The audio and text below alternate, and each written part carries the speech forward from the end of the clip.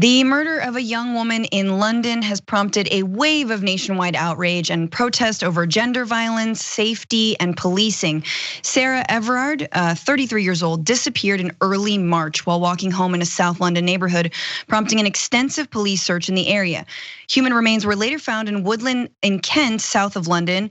And Wayne Couzens, a 48-year-old active duty officer with the London Metropolitan Police, has been charged with her murder and kidnapping. His trial is set to begin in October. And just for more context, Sarah was last spotted by a doorbell camera while walking home on a busy bus route. You can see her there. There was a car linked to police officer Couzens that was spotted by another motorist dash cam. And near where she was last seen. Police are still investigating exactly what happened. But this has sparked a lot of demonstration and a lot of outcry. There was a vigil over the weekend, and it didn't help. The police decided to also respond a little bit like police over in the United States respond to that protest. Take a look. On Saturday night, the police tried to break up the crowd.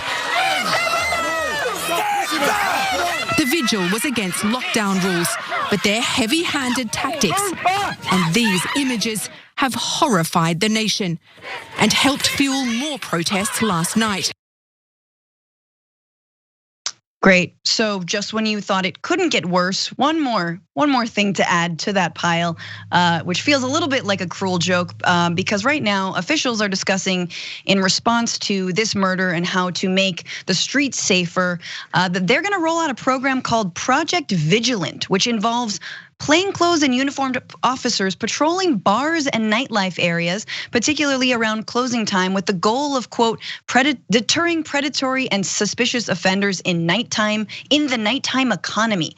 Other steps unveiled include doubling Safer Streets Funds, which provides neighborhood measures such as better lighting and CCTV. Well, I'm not sure how better lighting could have saved Sarah Everard's life, but I damn sure know that police in bars will not help, considering a police is a prime suspect for her murder. Guys, your thoughts? Yeah, I don't know if the cops just lack the irony gene or something. Same thing all across the world. Oh, you're protesting police brutality? Why don't we give you some more police brutality and see how you like it? Well, that's why we're doing the protest in the first place, because we didn't like it. So it is at a minimum a very ironic response. But I do like that the British were shocked by it. Like, you notice the newscasters say that in America would be like, it's Tuesday. We're not remotely shocked. So in fact, remember when the cops for like a hot second knelt with the protesters during the Black Lives Matter protests?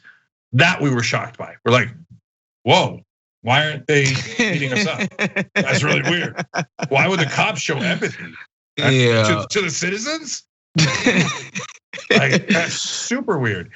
But even more depressing is as Francesca pointed out. So a cop murders someone, and your answer is to send more cops in to the place that you think it happened. Well, again, at a minimum, ironic. Yeah, it's kind of funny that the answer to unchecked state power is always more state power, right? It's never like, well, maybe some accountability might help.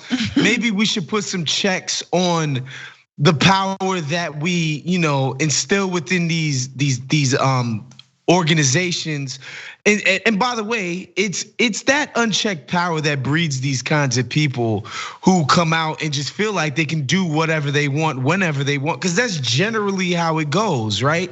So it's just crazy that you see, not just in the United States, but over in Europe, their answer, the power structure's answer is to, we just gotta get more cops on it, because that's always just worked out great. Although when it's citizens, it's like, no, let's get as punitive as possible.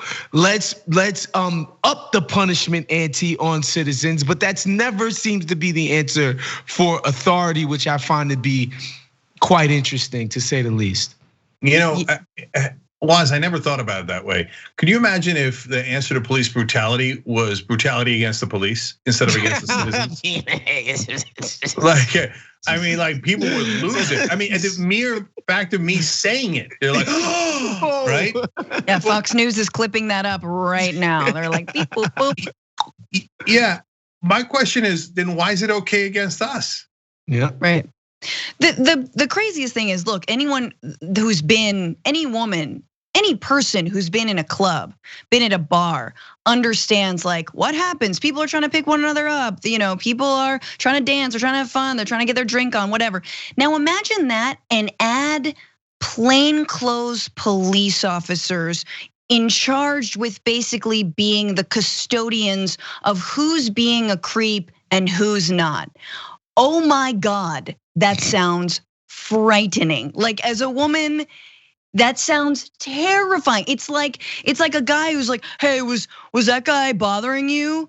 Let me just put my hand on your butt. Like that, that's the level of like, I'm not gonna run into the arms of a police officer if someone is actually if someone is assaulting me or accosting me or making me feel uncomfortable. Chances are, I guarantee you that this pilot program is going to lead to police officers being the ones who are going to be assaulting and violating and getting in women's spaces.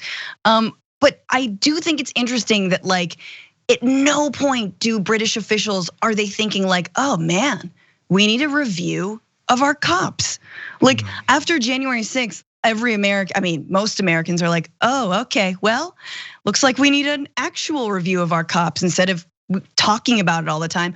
But in the UK, it's like it never necessarily crossed their minds that like the issue, yes, it's safety, but it's also actually having a full review of the people who are policing your streets, right? What are you doing here? How is adding more cameras and lights gonna solve any of this? How is adding more cops gonna solve any of this? So in some ways, I feel very good that we're ahead of them in terms of rethinking policing, but behind in that their police officers aren't really armed, so.